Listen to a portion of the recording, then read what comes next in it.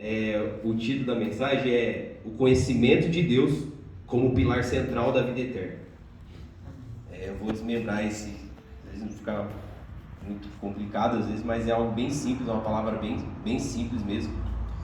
E quero falar um pouco sobre a vida eterna, né? Nós cristãos temos essa promessa de vida eterna, né? Na verdade, o ser humano ele foi criado para viver eternamente, né? Deus nos criou para viver eternamente. Por causa do pecado, nós damos de frente com a morte, né? Em certa idade, ou situações adversas que acontecem na Terra, catástrofes, então nós acabamos tendo que lidar com a morte. Não é fácil, a gente nunca se acostuma com a morte. Pode passar anos e anos e anos e anos e nós nunca estamos acostumados com a morte de alguém querido, de uma pessoa que a gente vê na televisão. Isso pra gente é sempre doloroso e triste, porque nós não fomos criados para isso. Vou pedir para o irmão do teclado dar para ajudar eu conduzindo aqui, fica muito silêncio, eu fico meio... mas ajuda, enfim. E a questão da vida eterna, às vezes, ela permeia o pensamento do cristão também, né? Mais que o cristão é salvo, mais que o cristão, durante um momento da vida dele, ele conhece a Cristo, às vezes a questão de vida eterna, ela permeia em nossa mente. Cara, viver eternamente, sabe? Não nunca mais morrer, sabe? E vem surgindo, às vezes a gente dá uma pergunta, cara, será que a eternidade é o quê? É uma ausência de tempo? Onde a gente não conta a hora, a gente não olha para o relógio e não vê mais isso? Será que a eternidade é isso? É possível a gente fazer algo sem fim na eternidade? Porque aqui a gente vai construir uma casa, a gente vai constrói uma casa, mora e pronto. Mas e na eternidade? Como será? O que nós iremos fazer de fato? O que nós estaremos fazendo na eternidade com Cristo? Sabe? E às vezes pode até, por um momento, passar na nossa mente como uma certa monotonia. Sabe? Um negócio assim, nossa, cara, ficar lá fazendo o quê? Sabe? Tipo, mais que é uma coisa boa, mas se você fica pensando, fazer aquilo o tempo todo, durante muito tempo, sem parar, nunca mais parar, enfim. Então pode perpassar em nossas mentes, permear nossos pensamentos, algo monótono. Tipo, cara, vou voar, mas cara, sei lá, vou voar eternamente, sabe? Vou cantar a Deus eternamente e tal. E algumas vezes pode soar como algo bom, né? Você fala, nossa, vai ser muito bom adorar a Deus, mas às vezes pode passar algo assim, cara, mas que de fato faz com que a eternidade seja algo que nós possamos desejar. Tipo, o que de fato faz com que nós possamos olhar para a vida eterna e falar, eu quero isso para mim, eu quero poder viver eternamente ao lado de Cristo. Tipo, qual que é o pilar central disso? O que vai alimentar, tipo, hoje, meu desejo de eu quero viver eternamente, sabe? E eu queria falar umas coisas aqui que eu anotei. A eternidade, ela não é apenas uma medida de tempo. Então, ela não é a ausência de tempo. A eternidade também é um tempo. Porque se nós abrirmos a nossa Bíblia em Salmo 90, vou abrir aqui, Salmo 90, verso 2, vai dizer assim, Salmo 90, verso 2: Antes que os montes nascessem, antes que formasses a terra e o mundo, de eternidade a eternidade, tu és Deus. Então, a eternidade é um atributo de Deus, porque Deus é eterno, Deus não tem uma origem, Deus nunca foi criado, Deus sempre existiu na eternidade. Só que ainda diz que Deus vai além da eternidade, porque Ele vive de eternidade em eternidade. Então Deus é maior ainda do que a eternidade. Oh, glória. Aí isso já dá uma, trava já nosso entendimento. Cara, como assim? Deus já é mais ainda do que a eternidade. Então, a eternidade ela não é apenas uma medida, mas ela também é uma condição. Deus vive na eternidade. Nós temos uma noção por falar. Nós temos Nós vivemos presos dentro de um sistema que Deus mesmo criou. Não tem problema a gente viver num horário, ter 24 horas, um dia, 365 dias no ano, não tem problema. Mas a eternidade, ela é diferente disso, né? Porque é muito diferente, porque coisas que Deus disse que iria acontecer, já aconteceram antes mesmo disso acontecer. Meio doido. Você pega, por exemplo, o versículo que diz que o Cordeiro foi imolado desde a fundação do mundo. Então, tipo assim, antes de existir ser humano, antes de existir pecado, o Cordeiro já foi imolado. Então, tipo, você já fica, cara, mas como assim? Porque nossa mente está presa no tempo. Então, nós dificilmente conseguimos desassociar isso. Então, eu queria falar um pouco sobre o que acontece na eternidade, porque Deus vive na eternidade. Os anjos, os seres celestiais que estão diante de Deus nesse momento estão na eternidade. Eles não têm 24 horas, não têm relógio. E eu queria desmembrar o que eles fazem na eternidade, o que eles estão fazendo nesse exato momento na eternidade. Então, se vocês quiserem abrir em Apocalipse 4, capítulo 6, versículo 6. Apocalipse 4, versículo de 6 a 8. Diz assim, ó, diante do trono, eu amo Apocalipse 4, cara, eu amo. Diante do trono havia algo como um mar de vidro, cintilante como cristal. Aqui esse capítulo está falando sobre a visão de João, né, de como é a adoração, né, no céu. Continuando. No centro e ao redor do trono havia 4 seres vivos, cada um coberto de olhos na frente e atrás. É tipo assim, assustador, né? O pessoal pensa que os seres do céu são pessoas de asinha, né, que ficam voando. Na verdade é muito mais complexo do que isso. Aqui nós estamos falando de seres, 4 seres vivos, cada um coberto de olhos na frente e atrás. Então imagina essa cena na sua cabeça, um ser coberto de olhos em todo o seu corpo, certo? O primeiro deles era semelhante a um leão, o segundo semelhante a um boi, o terceiro tinha um rosto de homem e o quarto era como uma águia em voo. Cada um dos seres vivos tinha 6 asas, inteiramente cobertas de olhos por dentro e por fora.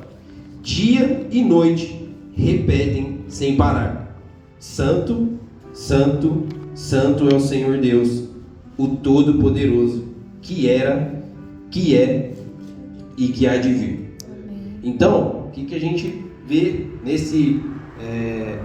João tentou descrever do jeito que ele viu, né? E ele viu algo, porque ele viu seres diante do trono do Cordeiro que diziam isso: Santo, Santo, Santo é o Senhor Deus Todo-Poderoso, que era e que é e ainda há de vir.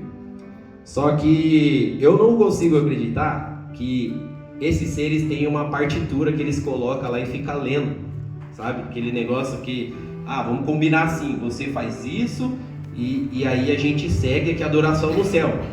Na verdade, quando eles dizem santo, a característica, a palavra santo, a gente conhece muito como separado, certo? Porém, tem uma outra dimensão da palavra que é incomum, que é fora do comum, fora de tudo que se é visto. Então, Deus é santo porque Deus é o único ser diferente de tudo que a gente pode ver, porque todas as coisas foram criadas, menos Deus.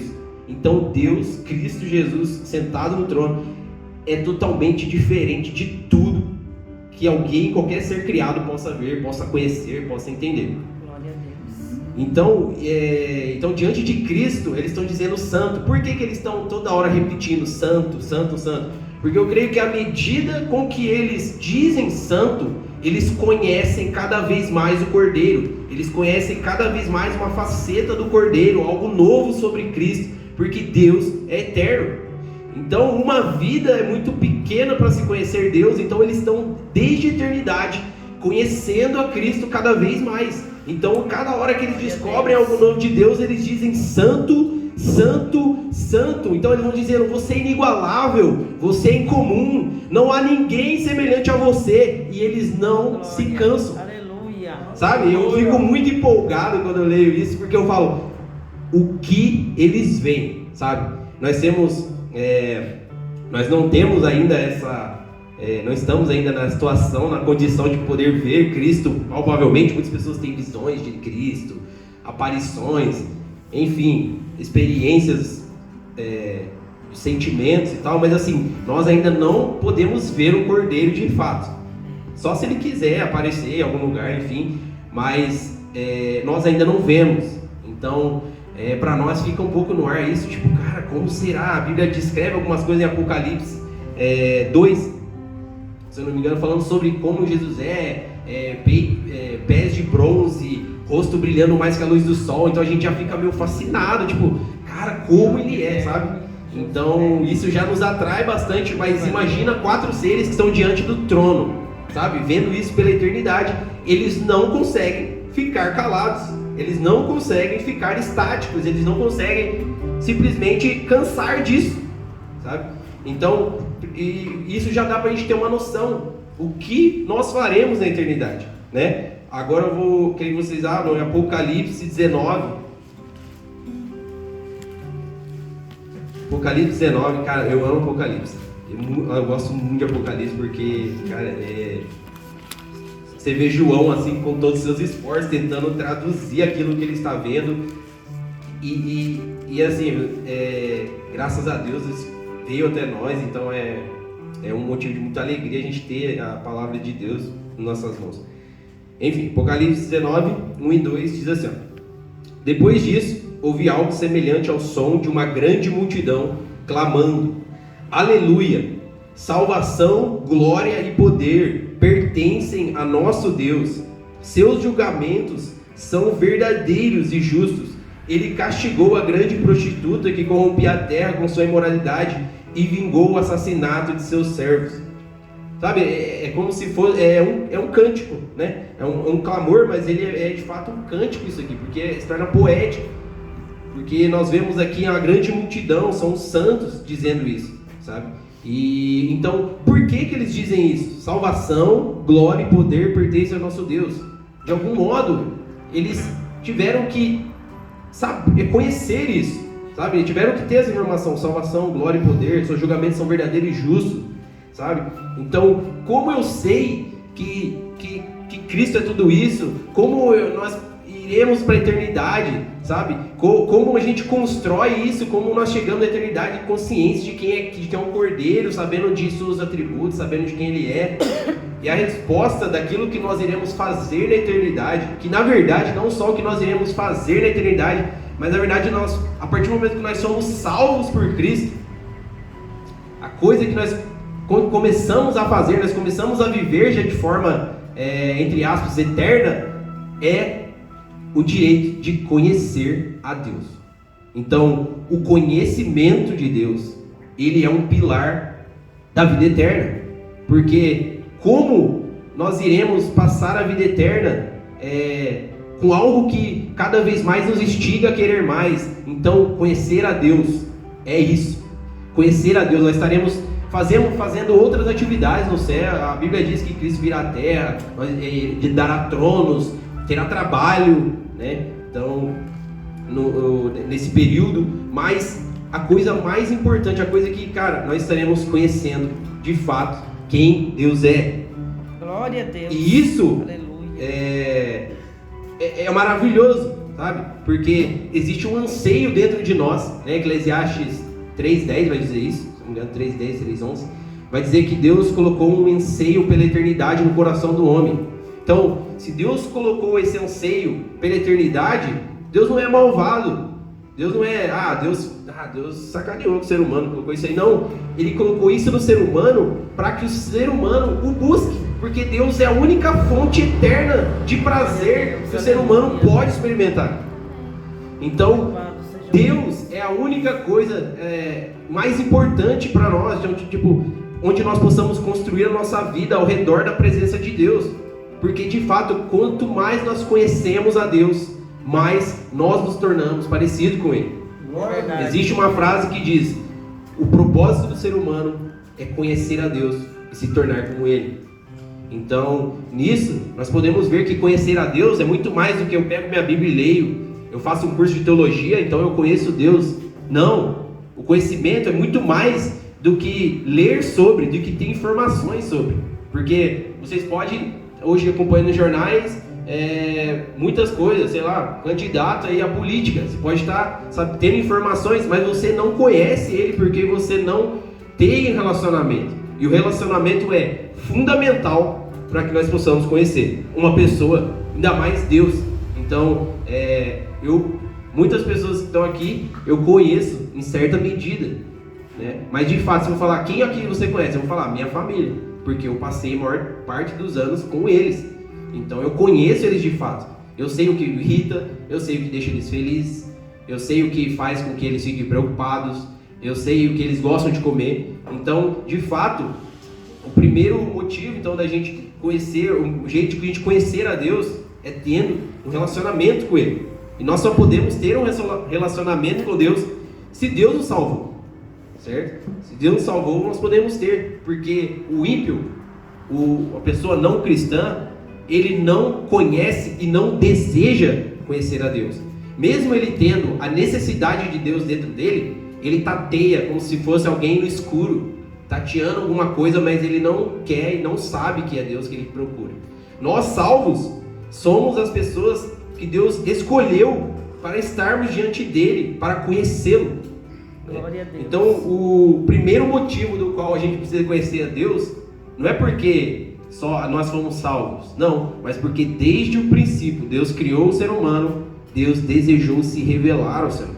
Porque Deus criou Adão, colocou ele no jardim e não deixou Adão lá. Agora ele se vira, sabe? Agora o homem foi criado, tá tudo aqui certinho para ele viver, então agora ele se vira. Deus não fez isso. Deus vinha toda tarde, caía tarde, Deus vinha se encontrar com o ser humano. Então, mais do que apenas dar um lugar para nós habitarmos, criar condições para nós, dar um trabalho, dar uma rotina, Deus quis se revelar, Deus quer se revelar a nós. Então esse é o primeiro motivo de qual nós precisamos conhecer a Deus, certo? Então, conhecer a Deus nos implicará em relacionamento com Ele. Essa é a melhor, única maneira. É isso que eu disse. Nós só podemos conhecer alguém por meio de relacionamento. Não tem como a gente só pegar informações. A Bíblia nos dá informações sobre Deus, porém ela não nos deixa apático disso. Ela nos envolve toda vez para que nós possamos conhecer ainda mais a Deus, certo? E deixa eu ver aqui, passei um pouquinho. Conhecer a Deus requer nossa fé, né? A fé, ela é um dom de Deus, certo? Então, para conhecer a Deus, nós precisamos de Deus, certo? Porque se Deus é quem dá o dom da fé, nós precisamos de Deus para buscar a Deus, certo? O Espírito Santo, ele é Deus dentro de nós, clamando por Deus. Eu vou chegar ainda nesse ponto, mas de fato é isso. Ninguém decide buscar a Deus por conta própria. Se você acha que você um dia decidiu, olhou para uma placa de igreja e falou: eu vou entrar lá, eu quero conhecer esse Deus, quero adorar esse Deus.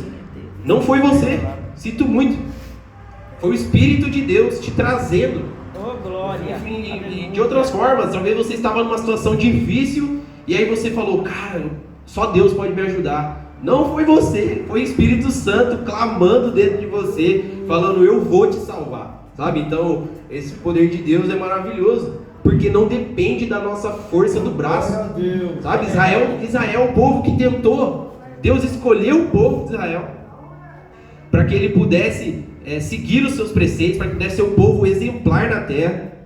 Só que Israel fez o que? Eles achou que agora eles tinham uma lei, não, agora deixa com a gente, Deus, que a gente vai fazer e nós seremos o povo maior da terra. Não, eles precisavam ser humilhados por Deus para entender que sem o próprio Deus eles não conseguiriam cumprir a lei, sabe?